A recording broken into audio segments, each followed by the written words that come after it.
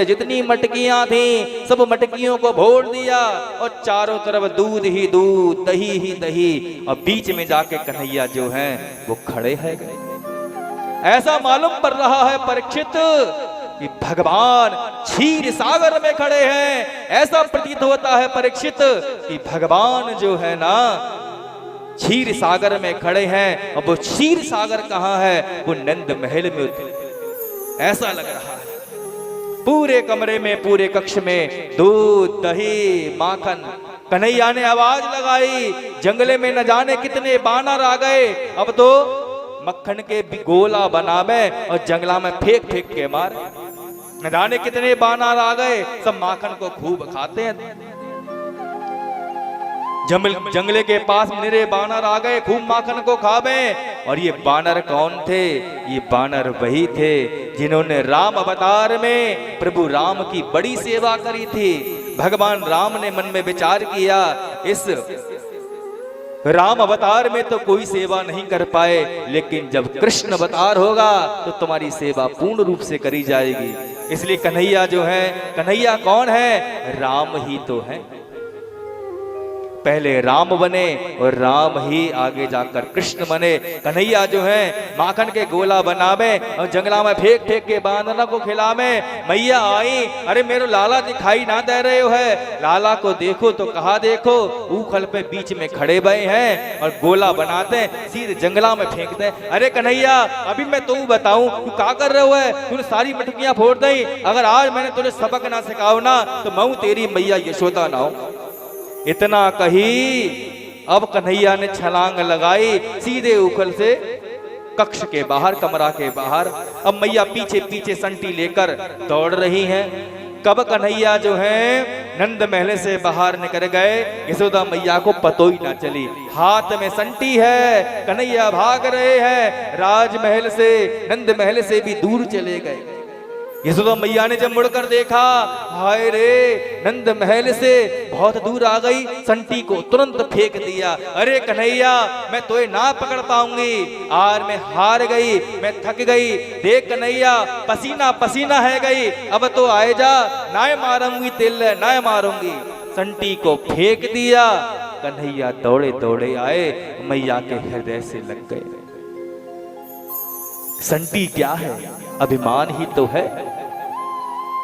जब अभिमान रूपी संटी के लिए जीभ फेंक देता है तो परमात्मा दौड़े हुए आते हैं, हृदय से लग जाते हैं। इस कथा से यही तो हमें संदेश मिल रहा है, यही तो शिक्षा मिल रही है। अभिमान कदाचित भी नहीं करना चाहिए। अगर जीवन में अभिमान होगा तो नंदलाला कन्हैया भगवान दूर ही रहेंगे।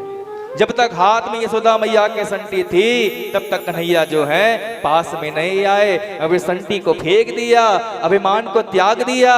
कन्हैया, मैं तो को ना पकड़ पाऊंगी, तू ही मोह को पकड़ ले। जब जीव कहता है ना परमात्मा, मैं आपके लिए ना थक गया, जब करते करते, तप करते करते थक गया, सारी साधनाएं करते करते थक गया। हे प्रभु, अब मेरे अंदर कोई सामर्थ्य नहीं है, अब तो मैं तुम्हारा और तुम हमारे हो। जब इतना कहता है ना तो भगवान उसको अपना लेते हैं। किसी ने कहा कि भगवान कैसे मिलते हैं, कौन सी साधना है?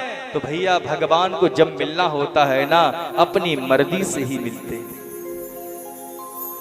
भगवान का जब हृदय करता है, न जाने कौन से गुण पर दया निधि रीझ जाते हैं। भगवान को जब मिलना होता है, भगवान मिल ही जाते हैं। जब जीव अपने अभिमान को त्याग देता है, चाहे किसी भी प्रकार का अभिमान हो, तो भगवान दौड़कर आते हैं और अपने हृदय से लगा लेते हैं। जैसे ही कृष्ण कन्हैया आए दौड़कर, यशोदा मैया ने हाथ पकड़ लिया, बहुत उद्यमी हो गया है, चल अंदर चल, आज मैं तुझे सबक सिखाती हूँ। हाथ पकड़कर जब नंद महल में ले गई तो देखती क्या है, जिस ऊखल पर खड़े होकर बानरों को खिला रहा था ना माखन, उसी आज ऊखल से तुझे बांधना है। एक रस्सी के छोर से कहा कियो ऊखल को बांध दियो, और एक रस्सी से छोर से कहा कियो लाला के पेट पर रस्सी लपेटी और गांठ मादन के लिए जैसी गांठ लगाती हैं तो 2 अंगुल रस्सी जो है वो छोटी पड़ जाती है। जहां से दही विलोय रही वो रस्सी जोड़ दई, तो अंत में जाके 2 अंगुल छोटी, और तो और घर की सारी रस्सियां जोड़ दी, लेकिन 2 अंगुल छोटी। कन्हैया बंधन में ही ना रहे। अपने सिर पर जो है फीता बांध रखा था, उस फीते को भी खोला, रस्सी से जोड़ा, लेकिन फिर भी 2 अंगुल रस्सी छोटी। यशोदा मैया हार गई। अरे अगर मैं तुझे नहीं बांध पाऊंगी, क्या चक्कर है, सारी रस्सियां लगा दी, सब कुछ लगा दिया, लेकिन रस्सी में 2 अंगुल छोटी पड़ जाती है। वो अंगुल क्या है? जब जीव जो है अभिमानी बनता है, मोही बनता है, तब परमात्मा दूर रहते हैं। जब जीव जो है अभिमान को छोड़ देता है, मोह को छोड़ देता है, जब परमात्मा कृपा करते हैं और जीव का परिश्रम जुड़ता है, तब परमात्मा जो है प्रेम की रस्सी से बंध जाते हैं। कन्हैया ने प्रेम बरसाया और रस्सी की गांठ में बंध गए। और वो रस्सी क्या थी?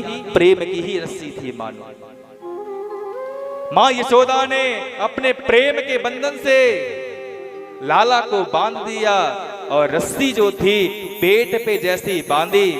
रस्सी को संस्कृत में क्या कहते हैं? दाम कहते हैं। क्या कहते हैं? दाम, दाम। और पेट को कहते हैं उदर। जैसे ही रस्सी के लिए पेट पर बांधा, मानो दाम को उदर पर बांधा, तो कन्हैया का यहां पर एक नाम और जुड़ गया। क्या नाम जुड़ गया? दामोदर नाम पड़ गया। बोल दामोदर भगवान की जय, बोल उखड़ बंदन भगवान की जय।